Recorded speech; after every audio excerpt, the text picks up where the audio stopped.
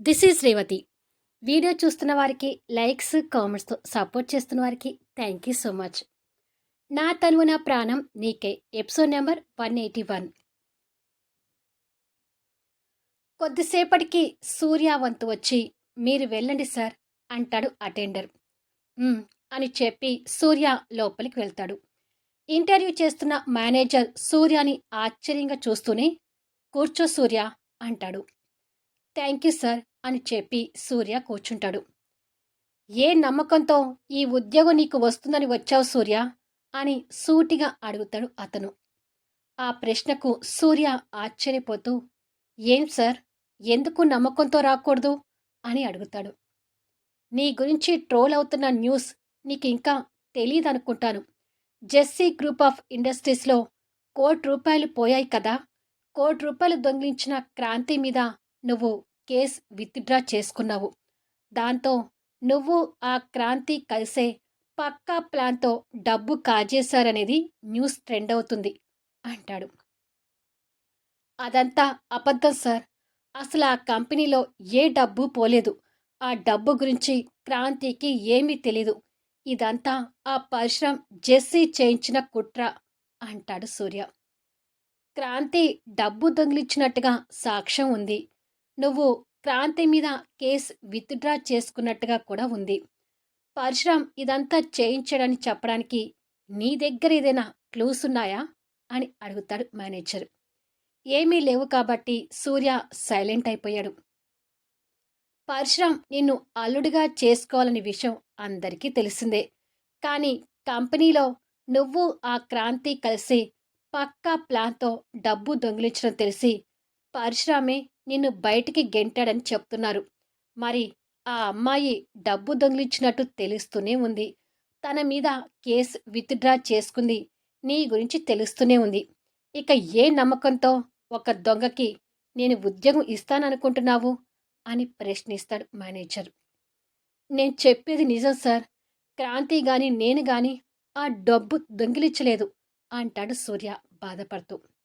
లేదు సూర్య, నీ మాటలు నమ్మకంగా అనిపించడం లేదు. నీలాంటి వాడికి ఉద్యోగం ఇచ్చి నా కంపెనీని రిస్క్లో పెట్టుకోలేను. I'm sorry. Now you can go అంటాడు అతను. సూర్య ఇంకేమీ మాట్లాడకుండా అక్కడి నుంచి లేచి బయటకొస్తాడు.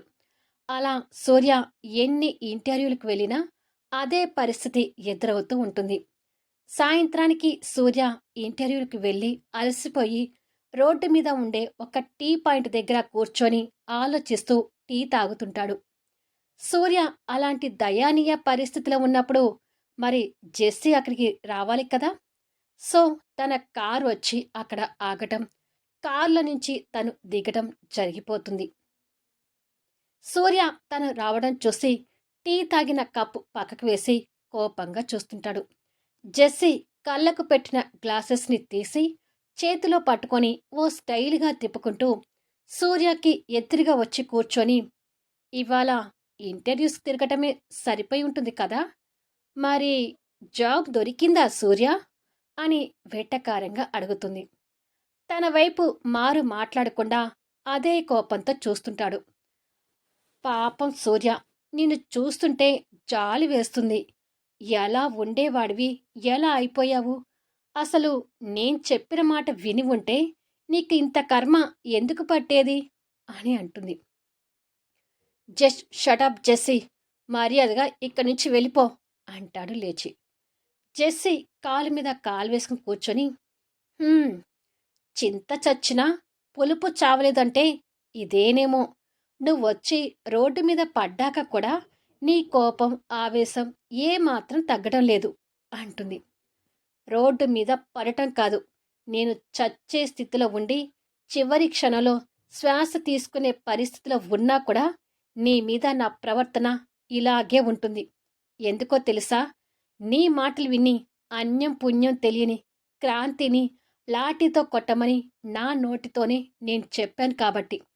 నీ వల్ల, నా వల్ల, మీ నాన్న వల్ల క్రాంతి నరకం అంటే ఏంటో చూసింది. క్రాంతి అనుభవించిన నరకం నేను మర్చిపోనంతకాలం నీ మీద నాకున్న ఈ కోపం చల్లారదు అంటాడు. జెస్సీ కోపంగా కూర్చుందల లేచి, ఏంటి సూర్య, కాలు అరిగేలా ఉద్యోగం కోసం తిరుగుతున్నా కూడా ఇంకా క్రాంతి క్రాంతి అని పాట పాడతావు అని ఆవేశంగా అరుస్తుంది. చూడు, నన్ను ఆర్థిక పరిస్థితులకి గురి చేసి నీ వైపుకు తిప్పుకోవాలని చూస్తున్నావేమో. అలాంటి కలలు కనకు. కార్లోనూ బంగ్లాలోనూ ఈ మధ్య ఉండటం అలవాటు చేసుకున్నాను. కానీ ఒక మధ్యతరగతి సూర్యగా నేను చిన్నతనం నుండి పెరుగుతూనే వచ్చాను. సో నడమంత్రపు సిరి నడుము మీద పుండు అన్నట్టు కొన్నాళ్ళు నీ పుణ్యాన ఆ రాజభోగాలు అనుభవించానేమో. కానీ ఇప్పుడు నేను అనుక్షణం క్రాంతి జ్ఞాపకాలను నెమరు వేసుకొని బతుకుతున్నాను. ఆ జ్ఞాపకాల ముందు, క్రాంతి ఇన్నేళ్లుగా నా మీద పెంచుకున్న ప్రేమ ముందు, నువ్వు నాకు రుచి చూపించిన ఆ రాజభోగాలు టోటల్గా శూన్యం. ఫైనల్గా క్రాంతి ప్రేమ ముందు అవి ఏవి పనికిరావని తెలుసుకో అని కోపంగా చెప్పి టీ తాగినందుకు డబ్బులు చెల్లించి తనని కోపంగా చూస్తూ చేతిలో ఫైల్ పట్టుకొని నడుస్తూ వెళ్ళిపోతున్నాడు. ఛ! క్రాంతి క్రాంతి అని నీ నోటి వెంట వింటున్నప్పుడల్లా నా ఒళ్ళంతా పెట్రోల్ పోసుకుని తగలబడుతున్నట్టుగా అనిపిస్తుంది సూర్య. అయినా ఇవ్వాలే కదా నువ్వు బయటకొచ్చి నీకు నువ్వుగా బతకాలనుకుని ప్రయత్నించిన మొదటి రోజు. ఈ ఒక్కరోజుకే నేను ఇంతగా ఆవేశపడటం ఎందుకు? ముందు ముందు ఎలా బతుకుతావో నేను చూస్తాను. క్రాంతి వద్దు, నువ్వే ముద్దు అంటూ నువ్వు నా కాళ్ళ దగ్గరికి వచ్చేలా చేసుకుంటాను అని కసిగా అనుకుంటుంది జెస్సీ. సూర్య గురించి పబ్లిక్ ఎలా అనుకుంటున్నారో కళ్యాణ్కి మైథిలికి కూడా తెలిసి సూర్య గురించి మాట్లాడుకుంటూ బాధపడుతుంటారు. ఏమైనా మా తమ్ముడికి ఇలాంటి కష్టం నేను తట్టుకోలేకపోతున్నాను కళ్యాణ్. వాడు రాజాలాగా బతకాలని వాడు కలలు కనడం కాదు, నేను కూడా కలలు కన్నాను అంటుంది మైథిలి కన్నీళ్లు పెట్టుకుంటూ. కళ్యాణ్ తన్ని దగ్గరకు తీసుకొని, జీవితమే మనుషులకి గుణపాఠం నేర్పుతుంది ఎనిమి. ఇప్పుడు సూర్య ఆ పొజిషన్లోనే ఉన్నాడు. దురదృష్టంలో కూడా అదృష్టం ఏంటి అంటే సూర్య ఇప్పటికైనా నిజాలు తెలుసుకొని బయటపడగలిగాడు.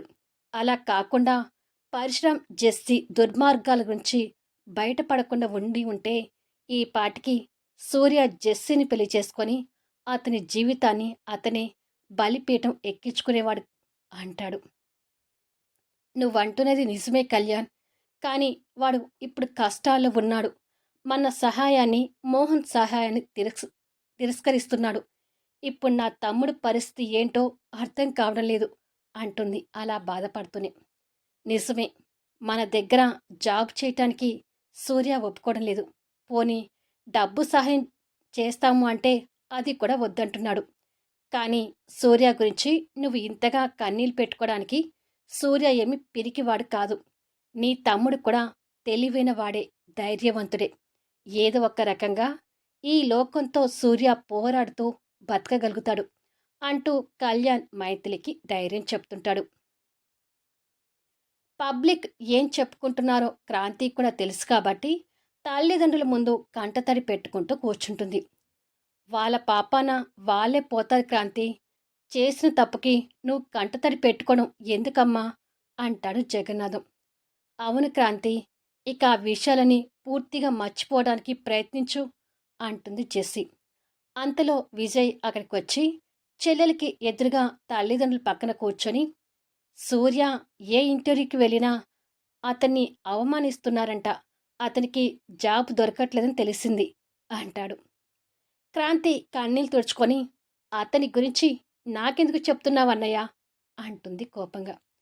అంటే నీకు చెప్పాలని కాదమ్మా, ఏదో బయట అనుకుంటున్న విషయం నీకు చెప్పాను అంటాడు.